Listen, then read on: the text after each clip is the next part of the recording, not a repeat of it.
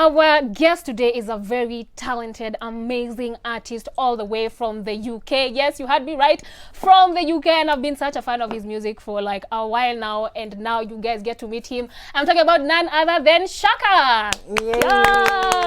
Yes. Hey! The intro was so incredible, man. Thank you, thank you. Welcome to Kenya. Welcome, virtually. Yeah, welcome. virtually welcome to Kenya.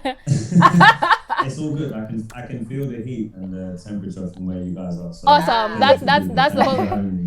Thank you so much for joining us. And of course, as Africans, we love stories. So we have to start with, how you started your musical journey and how you got to where you are. Of course. Yeah, I guess we're talking about musical inspiration. My dad was like a musician. Oh, nice. Still is, actually. Nice. He's in his 70s. Okay. And he kind of just produces music at home now. Like, he doesn't really do the tour thing or the performance thing. So I guess the beginning of my musical career was with my dad. And then my parents put me in like music school from like age 6. So I was just like playing piano, studying.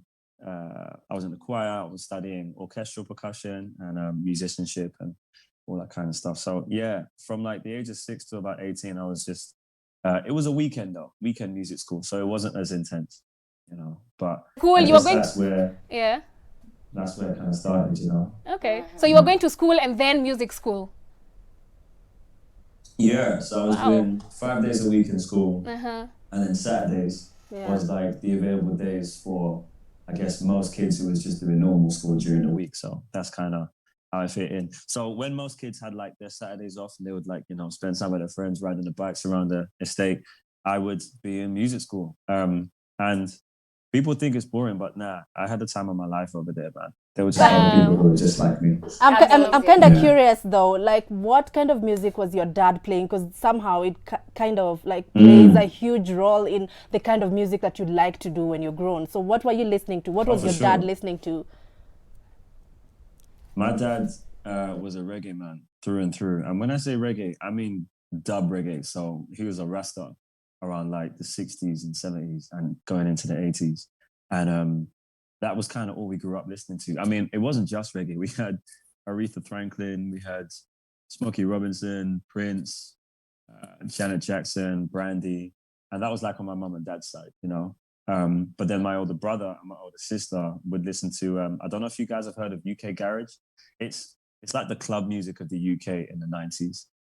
And then like my brother would listen to like Nas and Biggie and Jay and all the rappers and stuff, So I kind of got a wide variety of different music. A little bit of everything. But yeah, R&B was very strong. Let me ask you. Yeah. So, based on the music you've grown up listening to, would you say it's like part of it inspires what you create and how you produce your music? And talking about producing your music, let's talk about your platinum hit, "Man Down."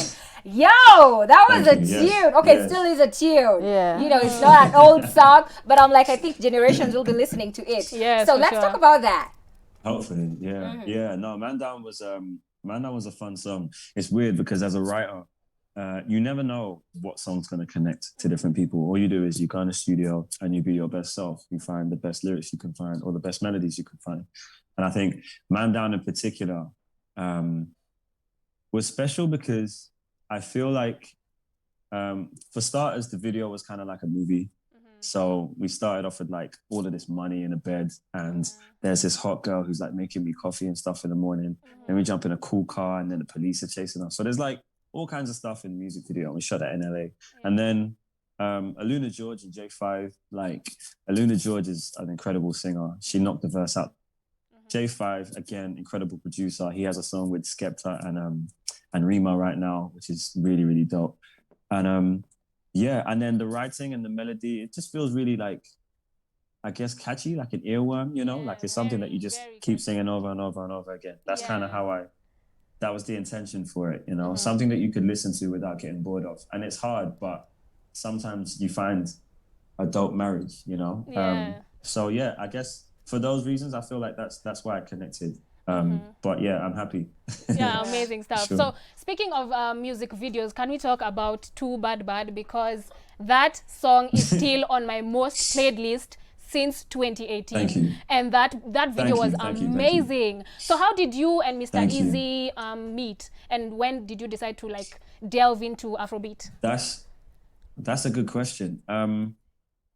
Me and Easy first met, I think, a while back. We did a song called Takeover, and that was with Shay, and I think it was directed by Meji Alabi, if I'm not mistaken. I think he's from Ghana, and the video was fun, man. Like all of us were just together, hanging out and chatting and catching up and stuff, and we exchanged details, and we had been writing like together before we actually did that song together. So our relationship was based on music more so than like jumping on camera or seeing each other at a party or any of that kind of stuff.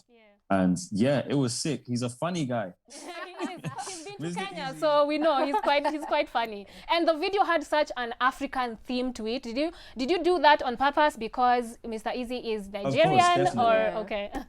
Yeah. Oh no, I think it was more so because personally anyway, I've been waiting to hear African music on a global scale from the age of at least 10. And I say this because the music that I've been listening to, aside from reggae, is also calypso and zouk.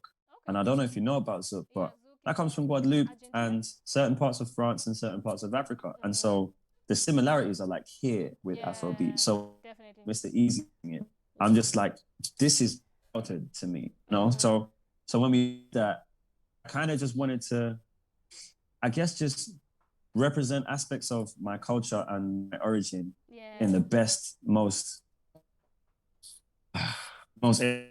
adventurous, most grand possible. I mean, shout out to the directors Capone and Geese. Their vision helped us to take it to this particular space. They were the ones who actually came up with the aesthetic for the video, you know. And so yeah, for me it was. We all know what kind of press it's, you know, like very few people get to know about beauties that and it's country, continent. So it was important constantly in our best self. And so that's why the video is how it is. It's amazing though. It's amazing. But let's talk about Shakka. When you were doing covers back in the day, was it something that you wanted the world to see, like, listen, this is what I can do, just imagine what I can do to my own track? Was it your way of telling people that, listen, I'm here and I'm here to stay? Of course. Of course. I think it was definitely that, but it was more so trying to show the world how sexy my accent could sound.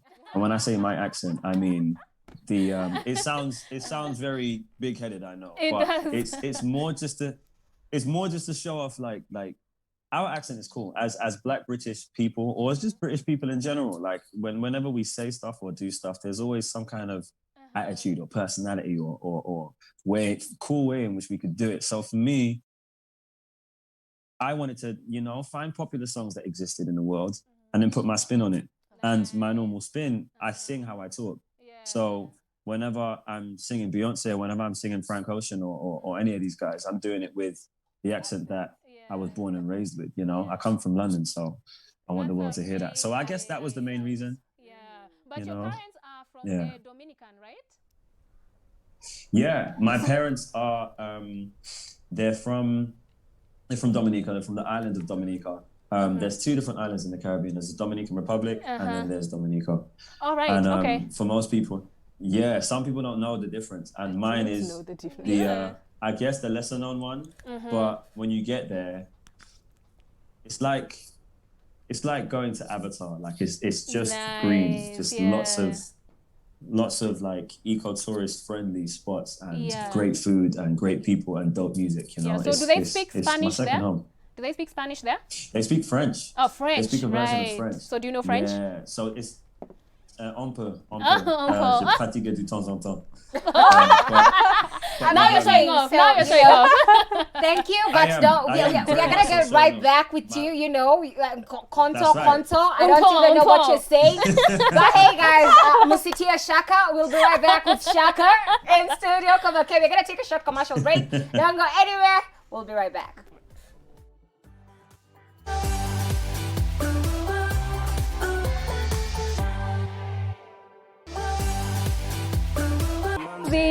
my God.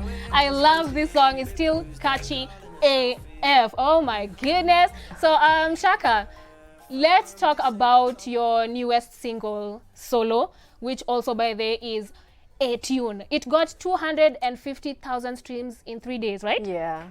Yeah. That's You guys amazing. can hear me, right? Yeah, we can. Yeah, I can hear you. voice, right? Yeah. You know, whenever you're doing like a Zoom call, you always got to do a double check. Yeah. Definitely. Yeah, my manager's checking up on me on WhatsApp, being like, "Are they treating you nice over there?" Yes. They're treating you nice. No, man. She always looks out for me. I man down Solo. Solo is what we're talking about. Yeah. Solo is a song that means a lot to me. It's a song that I'm a nerd for writing. I'm a nerd for really good songs and really good lyrics and stuff that actually make sense to my life, you know. And when I wrote it, it came from a place of it came from a place of, like, you know, when you're chilling with your friends and it's like a Friday night and you've done all the work, you've done everything that you need to do, and it's past 10 o'clock and you've had maybe 2 or 3 wines. The normal conversations that you have don't exist anymore. Like, you're just your natural selves. You don't have to think about your manager. You don't have to think about being in front of family. True. Do you know what I mean? Like, it's just natural conversations. And so these wild conversations about, like, how dangerous it is to do this stuff with your friends, they come up, and that's what the song is about, you know? So, and I think for those who have not listened to the song, maybe tell them, you know, the line that you're talking about, you know, the dangerous game with friends. Yes. Of course. Solo. So the first line is, sex with friends is dangerous. Them kind of games weren't made for us. Left your man and said, what's up? Guess that's when I was eyeing you up. So those are the first 4 lines of the song. And it's about the temptation of falling in love or lust, and the blissful ignorance of the consequences, you know? So, yeah, that's what the song's about. Those are the lines that I wrote. But isn't it like just live in the moment? You know, sometimes it has to happen. You don't wish to happen. Just live in the moment. I mean, it's dangerous. It's dangerous, but right? People like dangerous. Wishful thinking. Danger is good. Shakka, why don't you sing for us, you know, I think the lines. Let's hear the vocals. Exactly, you know, drop some. Which one? So what lines are we talking about? We want to hear your accent. Yes. Want to hear my accent? Okay, cool. You guys have to know the music so you can hear. Okay, dim down the music. Tuangoma. Okay, obviously, I don't want to talk about going straight. Lyrics goes, sex with friends is dangerous.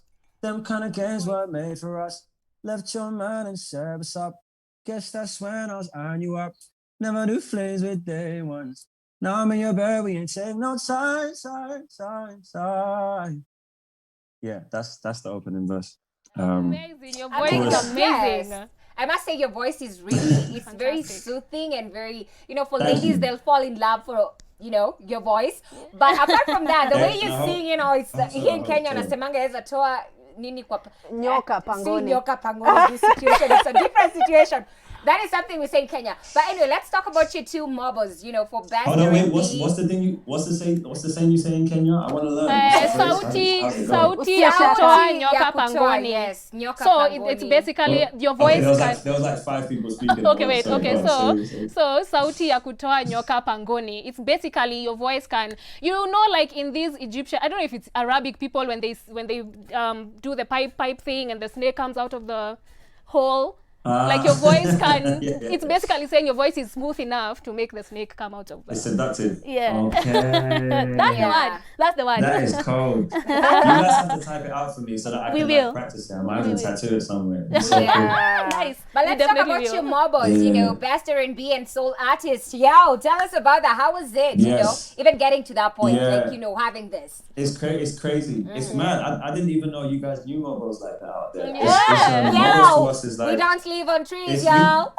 We know everything black. Hey, listen, do you know what it is? Because you guys over there in Africa, you have so much like international artists, like, and as well as like cultures that just are so dope. It's not just Afrobeat. There's so many different styles. So with all that, in my mind, I'm thinking, you guys, mobos.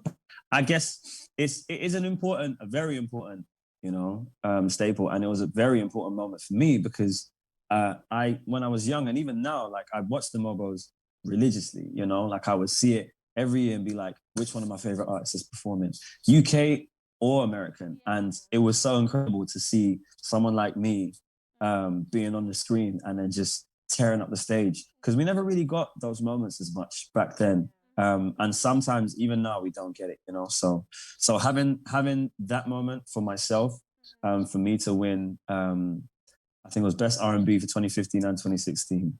For me as a singer and a musician, it reminded me that it's not a fluke. This isn't something that I just wanted to do for a bedroom hobby. This is my life, you know? So yeah, it was an incredible moment for me and for my parents. And for my parents, you know, very, Nice. very big. Nice. And then you did a whole song, not a song, but an EP, Cabin Fever, over the pandemic. That's Yes. last year. How was Yes. that like for you? Here in Kenya, we have like a partial lockdown where sort of we Not can't- everything is Like closed. not everything is closed. But how's the situation like there? Is it like making you to be, you know, more creative? You can do more music. You can write more music right now. How is it like for you? Have you taken your jab? I haven't taken my jab.